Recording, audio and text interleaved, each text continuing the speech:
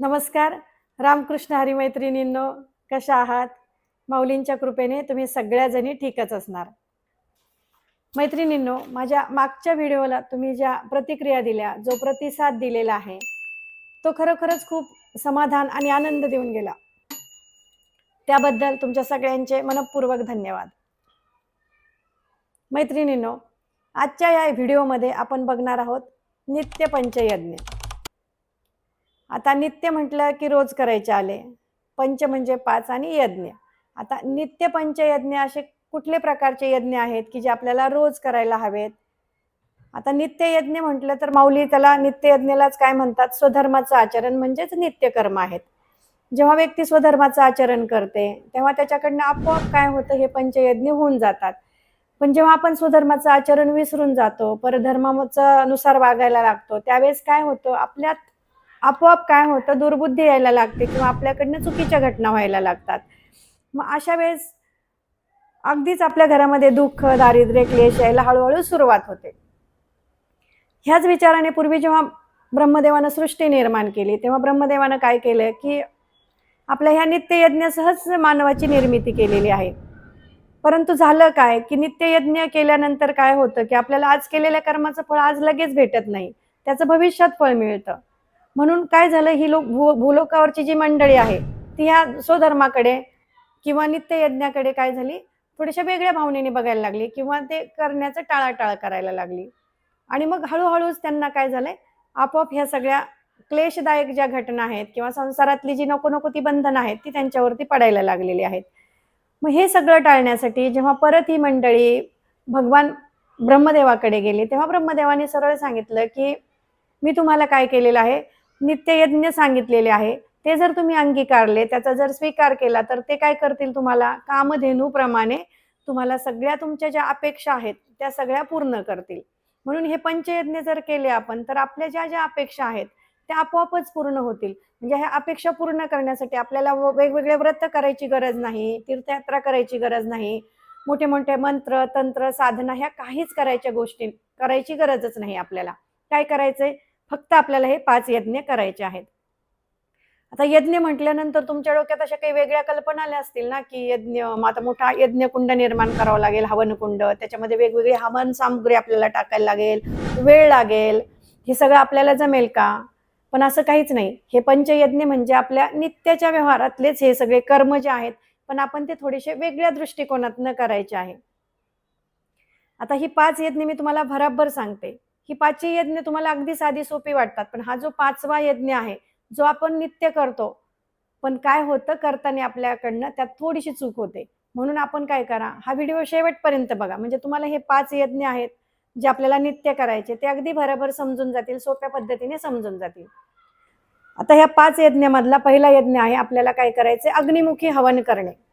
आता अग्निमुखी हवन करणे म्हणजे नेमकं काय करायचंय? आपण जेव्हा सकाळी उठतो, अगदी गॅसवरती जातो आणि ज्या गॅसकडे जातो आणि काहीतरी उकळायला ठेवतो, दूध म्हणा, चहा म्हणा, तर हे जे दूध आपण उकळवतो त्यातले 2 थेंब घेऊन आपल्याला काय करायचंय? त्या अग्निदेवतेला समर्पित करायचे आहेत.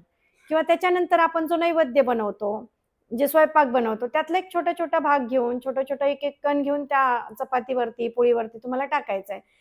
मग त्याच्यावरती अगदी थोडंसं 1 थेंब तूप घाला, 2 दाणे साखरेचे घाला आणि तो नैवेद्य भगवंताला समर्पित करा, त्या अग्निदेवतेला.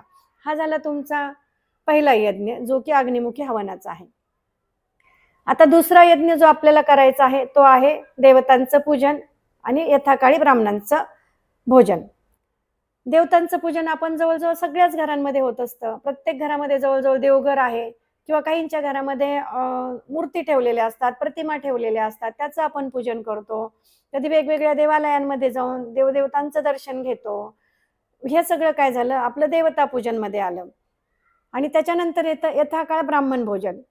आता हे जे ब्राह्मण भोजन आपण घालतो ते सुद्धा कधी आपल्याकडे सत्यनारायण पूजा असते, वास्तुशांतीची पूजा असते किंवा अशा वेगवेगळ्या पूजा किंवा पर्व काळ असतात, ज्यावेळेस आपण काय करतो? ब्राह्मण देवतांना आपल्या घरी बोलवतो, आदराने त्यांना भोजन खाऊन घालतो. तर हा झाला ब्राह्मण भोजनाचा यथाकाळ प्रकार. म्हणजे आता याच्यानंतर मी तुम्हाला सांगते तिसरा प्रकार, तो आहे गुरुभजनाची टाळाटाळ आपल्याला करायची नाही, गुरुभक्तीची टाळाटाळ करायची नाही. हा झाला आपला तिसरा यज्ञ, म्हणजे आपल्याला गुरुभक्ती करायची आहे. आता गुरुमध्ये असं नाही की आपले जे सद्गुरू आहेत आपल्याला रोज त्यांच्या दारात जायचं आहे, सडा रांगोळी करायची आहे, त्या सद्गुरूंचं षोडशोपचारे रोज पूजन करायचं आहे, त्यांना आपल्याला काही काही गोष्टी समर्पित करायच्या आहेत, असं काही करण्याची गरज नाही. तुम्ही तुमच्या घरीच तुमच्या सद्गुरूंचं स्मरण करा, त्यांची मानसोपचार पूजा करा आणि मनानेच त्यांना तुम्हाला हव्या नको तेवढ्या गोष्टी काय करा, समर्पित करा. हे झालं तुमचं सद्गुरूंचं पूजन. मग आता गुरुमध्ये फक्त सद्गुरूच आपले गुरु असतात का? नाही. आपले आई वडील आपले गुरु असतात, आपल्या घरातली वडीलधारी मंडळी आपले गुरु असतात किंवा आपले जे शिक्षक असतात ते आपले गुरु असतात किंवा कधी कधी मैत्रिणी आपल्याला अनेक चांगल्या चांगल्या गोष्टी शिकवतात. तर हे सगळे काय असतात, आपल्याला गुरुस्थानीच असतात.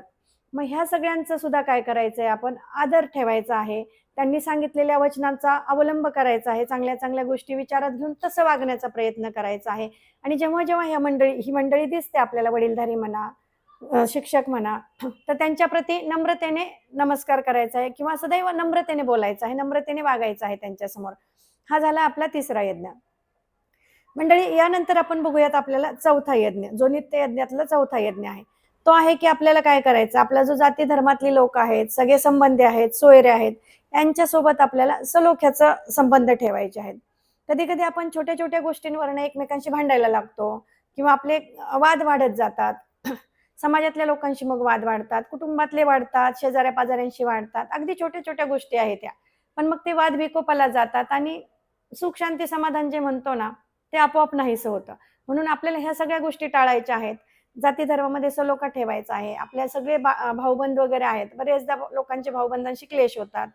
तर हे सगळे क्लेश आपल्याला काय करायचे, नाहीसे करायचे आहेत आणि सगळ्यांसोबत मैत्रीचे, प्रेमाचे आणि सहकार्याचे संबंध ठेवायचे आहेत. आणि आता सगळ्यात महत्वाचा शेवटचा जो मुद्दा आहे, जो की आपण सगळेजण करतच असतो यज्ञ, पण त्याच्याकडे यज्ञ म्हणून बघत नाही, एक कर्तव्य म्हणून बघत नाही, त्याच्याकडे आपण सहज आलंय काम म्हणून करायचं अशा पद्धतीने बघतो. तो यज्ञ आहे आपल्याला अतिथी पूजन करायचं आहे. आता आपल्या घरी अनेक प्रकारचे अतिथी येतात. आता अतिथी म्हणजे काय, तर पाहुणे जे आपल्याकडे येतात, घरी येतात, ते अतिथी जे पाहुणे आहेत, आपल्याला त्यांचं पूजन करायचं आहे. पूजन करायचं म्हणजे आपण ते काही अगदीच दारात आल्याबरोबर त्यांच्या समोर पाठ ठेवून गंधाक्षदा लावून त्यांचं पूजन नाही करायचं आहे. आल्याबरोबर त्यांना या बसा म्हणायचं आहे. आपण चहा पाणी तर करतोच असतो, पण काय हवं नको ते त्यांना विचारायचं आणि प्रेमाने त्यांच्याशी बोलायचं आहे. जे पण गोष्ट आपल्याला बोलायची आहे ना अतिथींच्या सोबत, जो संवाद आपल्याला साधायचा आहे, तो अंतःकरणातून झाला पाहिजे, त्यांना समाधान वाटलं पाहिजे. आता हे अतिथी आपल्या घरातनं काय झाले पाहिजे, प्रसन्न होऊन गेले पाहिजे. मग कधी कधी अतिथी काय होतं, काही थांबण्यासाठी येतात, काही काही अतिथी कसे असे अगदी सहजपणे 2 मिनिटासाठी येतात आणि लगेच जातात. जसं काही म्हणा आपल्याकडे पोस्टमन येतो किंवा इतर काही असतात लोक आपल्या दारात एक 5 मिनिटासाठी येतात, छोटंसं काम असतं म्हणून कुणी आलेले असतात. तर असे लोक सुद्धा काय असतात, आपल्याकडे एक प्रकारे अतिथीच आलेले असतात. आपण त्यांना खूप वेळ त्यांचा घेऊ शकत नाही, पण कमीत कमी उन्हाळ्याच्या दिवसात जर समजा पोस्टमन आले तर कमी त्यांना पाणी थोडंसं देऊ शकता किंवा गुळसाखर देऊ शकता, असं काहीतरी करू शकता की नाही. मग अशा पद्धतीने त्यांनाही समाधान होतं आणि ते प्रसन्न होऊन जातात. कधी छोटी मुलं खेळत खेळत तुमच्याकडे अतिथी आलेले असतात, तर त्यांना तुम्ही पटकन एखादं चॉकलेट दिलं तरी तुमच्याकडनं ते काय झालं, कळत नकळत अतिथी पूजन झालं. आता हे झालं मानवांच्या संदर्भात. याच्या व्यतिरिक्त आपल्या घरात अतिथी म्हणून कधी कधी पक्षी येतात, वेगवेगळे प्राणी आपण काय करतो, त्यांना थोडंसं अन्नदान करत असतो. कधी कधी बाहेर जात, आता कधी आपल्या दारात एखादा कावळा आला तर पटकन आपण एखादा छोटासा घास, चिमणी आली तर 2 तांदळाचे दाणे टाकू शकतो ना. ते एक प्रकारे आपल्याकडे आलेले अतिथीच असतात. तर आपण ह्या सगळ्या अतिथींचं काय करायचंय, मनोभावे अंतकरणपूर्वक प्रेमानं स्वागत करायचं आहे, प्रेमानं त्यांचं पूजन करायचं आहे. हे अतिथी पूजन भगवंतांनी अतिशय महत्त्व दिलेलं आहे अतिथी पूजनाला. आणि आपल्याकडे अतिथी देवो भव म्हणून आपण असं म्हणतो पण ना, अतिथी देवो भव. अतिथी काय आहेत, देव आहेत. मग हे देवासारखंच त्यांना वागायचं आहे, देवासारखीच त्यांची पूजा अर्चा आपल्याला करायची आहे. आता जेव्हा आपल्या घरातनं हे अतिथी विमुख जातात, नाराज होऊन जातात, आपल्यावरती क्रोधित होऊन जातात, तेव्हा काय होतं, ते असे सहज जात नाहीत. ते आपली सगळं जे वैभव आहे, जे आपलं पुण्य आहे, ते सगळं घेऊन जातात. म्हणून आपण कधीही अतिथीला आपल्या घरातनं विनमुख जाऊ द्यायचं नाही आहे. आता हे 5 मुद्दे मी तुम्हाला सांगितलेत नित्य पूजा करण्याचे. तर हे मला असं वाटतं, की तुम्ही शांतपणे आपल्या रोजच्या व्यवहारातच काय करायचं आहे, रोजच्या व्यवहारात करत रोजचे आपले संसारातलं कार्य करत करतच ह्या 5 गोष्टी आपल्याला करायच्या आहे नित्य पद्धतीने. अगदी कधीही न चुकता आपल्याला अग्नीला हवन टाकायचं आहे, ब्राह्मणांचं पूजन करायचं आहे, देवतांचं पूजन करायचं आहे, आणि सगळ्या सोयऱ्यांशी नीट संबंध ठेवायचे आहेत आणि अतिथीचं पूजन करायचं आहे. ह्या 5 गोष्टी केल्यानं काय होणार आहे आपल्याला? जसं आता तूप खाल्लं की लगेच रूप येईल असं नाही ना. हळू मात्र ह्या गोष्टींचा आपल्याला परिणाम होईल. आणि दुसरी महत्त्वाची गोष्ट माऊली सांगतात, की तुम्ही जर ह्या गोष्टी 5 अवलंबल्या, नित्ययज्ञ तुम्ही जर केले, तर वसंत ऋतूमध्ये जसं वसंत ऋतू आला की वनश्री काय करते, आपल्या फळांनी, फुलांनी नित्यपणे त्या वसंत ऋतूची सेवा करते. म्हणजे त्याच्या दारात ती खेळतच असते. तशा पद्धतीने आपण जर रोज हे पंचयज्ञ केले, तर काय होईल? सुख, शांती, समाधान, वैभव, लक्ष्मी आपल्या घरात भरपूर नांदेल. तर तुम्हाला हा व्हिडिओ कसा वाटला? आवडला असेल तर लाईक आणि सबस्क्राईब करायला विसरू नका. आणि सगळ्यात महत्त्वाची गोष्ट, नेहमीप्रमाणे तुमच्या प्रतिक्रिया द्यायला विसरू नका. रामकृष्ण हरी.